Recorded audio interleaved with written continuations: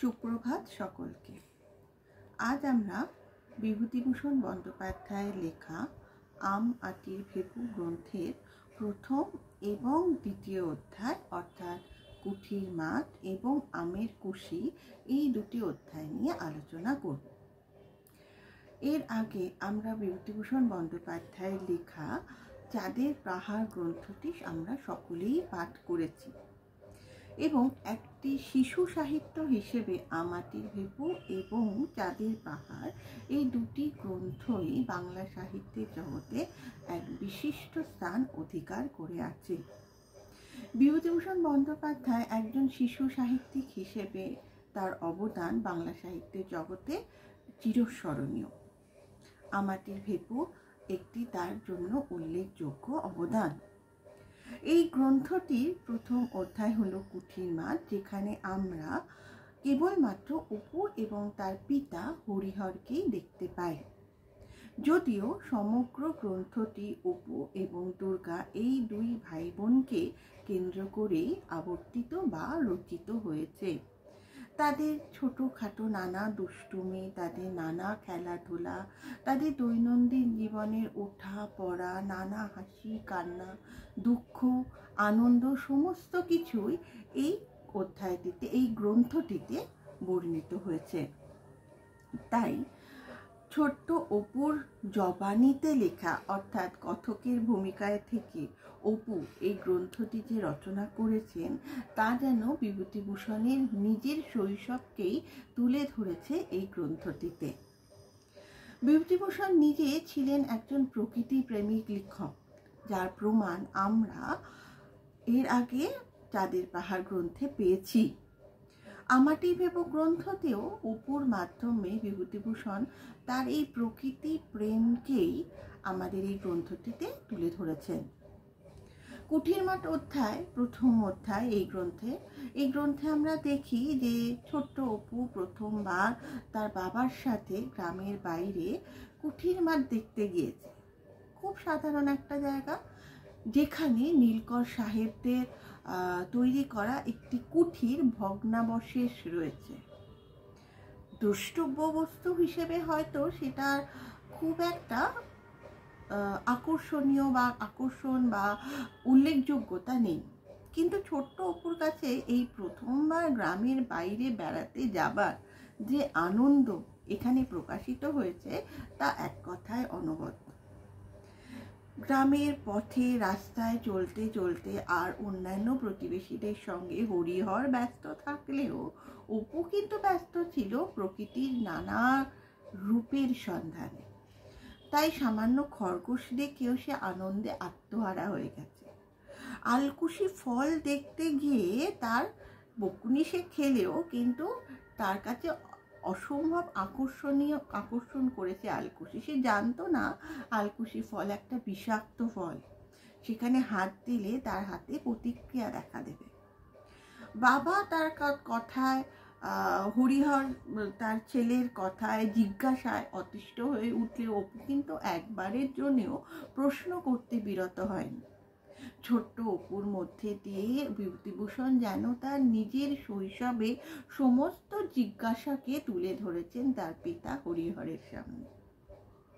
প্রকৃতি প্রেম, প্রকৃতির চেতনা যে কি হতে পারে তার প্রথম এবং অনবদ্যভাবে পরিবেশিত হয়েছে এই কুঠির মাঠ অধ্যায়।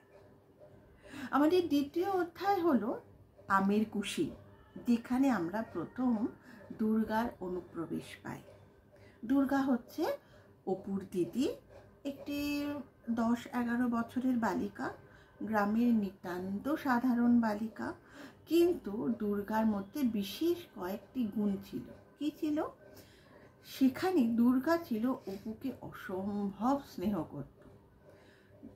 অপু যেন দুর্গার প্রাণ ছিল।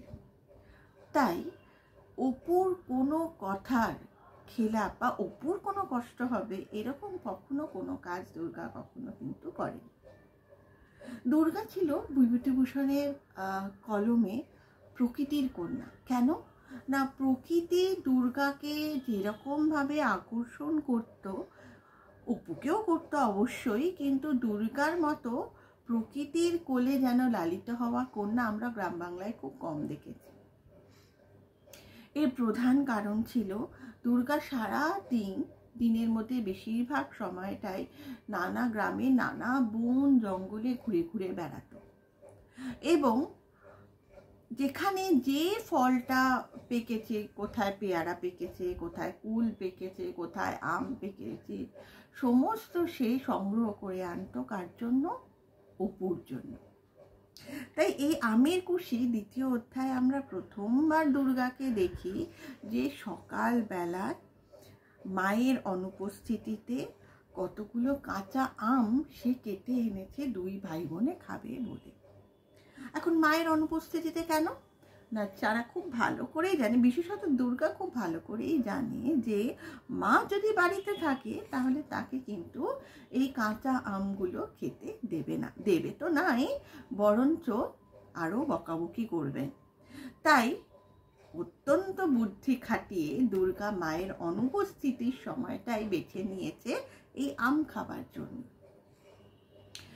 সকাল 8টা কি 9টা নাগাদ দুর্গা কাঁচা আম একটা নারকলের মালায় কেটে এনে খুব সাবধানে অপুকে ডাকে যে এই অপু আসবি, এবার আমরা নুন তেল দিয়ে আম মাখিয়ে খাবো। এই নুন তেল দিয়ে আম মাখা খেতে কার না ভালো লাগে, সবার ভালো লাগে, আমরা সবাই খেয়েছি। কিন্তু এই সকালবেলায় আম মাখা খাওয়াটা খুব একটা বোধহয় স্বাস্থ্যকর নয়। কিন্তু দুর্গাকে কে বোঝাবে?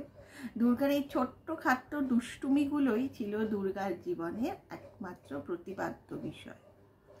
যাই হোক, দিদির কথায় অপু তো নুন তেল নিয়ে আসে, কিন্তু শেষ রক্ষা আর হয় না।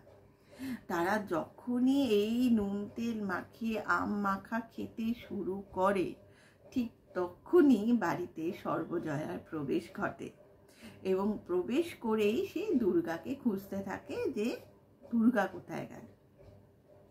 যাই হোক, কোনো রকমে কাঁচা আমগুলো কোনো রকমে গলার্ধকরণ করে দুই ভাই বোনে দাঁড়ায় মায়ের সামনে, যেন কিছুই হয়নি। ঘটনার সময়তে তাদের বাড়িতে স্বর্ণ গোয়ালিনীর আগমন ঘটে, এবং সেই কথাবার্তার মধ্যে দিয়েই সর্বজয়া জানতে পেরে যায় যে দুর্গা বাইরে গেছিল এবং আম এনেছে। কিন্তু সেই যাত্রায় দুর্গা বেঁচে যায় ওই স্বর্ণ গোয়ালিনীর জন্য। এইভাবে কাহিনী নানা ঘটনার মধ্যে দিয়ে আবর্তিত হয়। যদিও দ্বিতীয় অধ্যায়ের সমাপ্তি এখানেই, অপু এবং দুর্গার আম খাওয়ার শেষে তাদের ছোট্ট মিষ্টি দুষ্টু মিষ্টি ঝগড়াঝাটি কথোপকথনের মধ্যে দিয়ে। তবে অধ্যায় দুটি প্রাথমিক অধ্যায় হিসেবে আমাটির ভেপুর প্রথম ও দুটি অধ্যায় হিসেবে বিশেষ অনবদ্যতার দাবি রাখি। আজ আমরা এখানেই শেষ করলাম। আমাদের পরের ভিডিওতে আমরা তৃতীয় এবং চতুর্থ এই দুটি অধ্যায় নিয়ে আলোচনা করব।